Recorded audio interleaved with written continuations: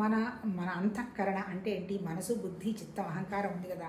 ఈ అంతఃకరణకి మరి దీనికి శుద్ధి ఉందో, తర్వాత అంతఃకరణకి శుద్ధి లేదు అనేటువంటి విషయాన్ని ఎలా గ్రహించాలని అడుగుతుంటారు.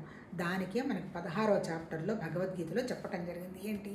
దైవాసుర సంపత్తి విభాగం అన్నాడు. అంటే ఏంటి?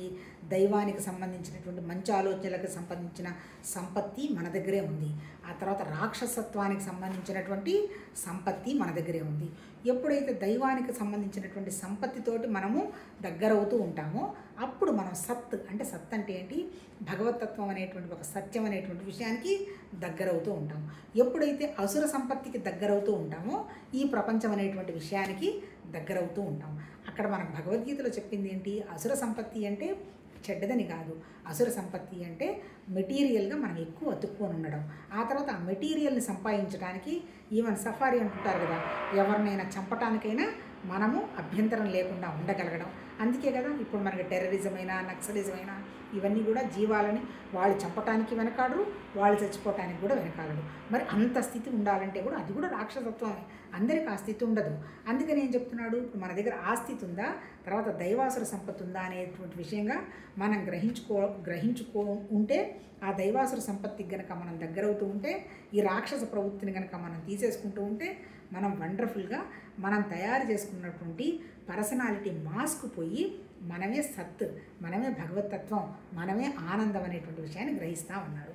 ఇప్పుడు ఏం చెప్తున్నాడు? 26 దైవ సంపత్తులు మన దగ్గర ఉన్నాయి అన్నాడు. దాంట్లో ఫస్ట్ సంపత్తి ఏంటి? నిర్భయం. అంటే అర్థం ఏంటి? భగవతత్వానికి ఎవరైతే దగ్గరగా వెళుతున్న భావం ఉంటుందో వాళ్ళు దేనికి భయపడరు. ఎందుకు భయపడరు? నాకు భగవతత్వానికి తేడా లేదు అనేటువంటి విషయాన్ని గ్రహిస్తారు. ఒకటి, ప్రపంచం అనేది జస్ట్ ఇది తాత్కాలికం, ఉంటుంది, వెళ్ళిపోతుంది, వస్తుంది అనేటువంటి విషయాన్ని గ్రహిస్తారు. కాబట్టి ఇది పర్మనెంట్ అనేటువంటి విషయం గ్రహించరు. ఎట్లా పర్మనెంట్కి రాదని గ్రహించరు? ఇప్పుడు అలా కాకుండా మన ఆపుతున్నవేంటి?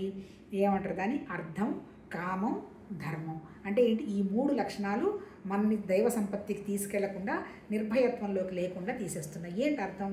ప్రపంచమే సత్యం అనుకుంటూ దాంట్లో కూరుకొని పోతున్నాం. ఏంటి? చిన్నపిల్లవాడు బొమ్మే సత్యం అనుకుంటూ ఎట్లా ఇన్వాల్వ్ అయ్యి ఆడుకుంటాడో, మనం కూడా ప్రపంచమే సత్యం అనుకుంటూ తిరుగుకుంటూ ఉన్నాము. అది అర్థం. రెండోది ఏంటి? కామం. కామం అంటే మన కోరికలు. ఈ కోరికలకు కూడా ఎలా అతుక్కొని పోతున్నాము? ఇవే సత్యం అని వాటికి అతుక్కుంటూ పోతున్నాం. మూడోది ఏంటి? ధర్మం. ధర్మం అంటే ఏంటి? మంచి అని. అంటే ఏదో నేను ఇవాళ దానం చేశాను, మంచిది. తర్వాత నేను గుడిగట్టించాను, మంచివాడిని. ఆ తర్వాత అంటే ఏంటి? ఎంతసేపటికి ఏంటి? ఏదో చేస్తే నాకేదో పుణ్యం వస్తుందని చేసుకుంటూ పోవడం ధర్మం. ఈ 3 గుణాలు మన నిర్భయత్వంలో నుంచి మనని బయటికి రాకుండా ఆపుతున్నాయి. అందుకని మనం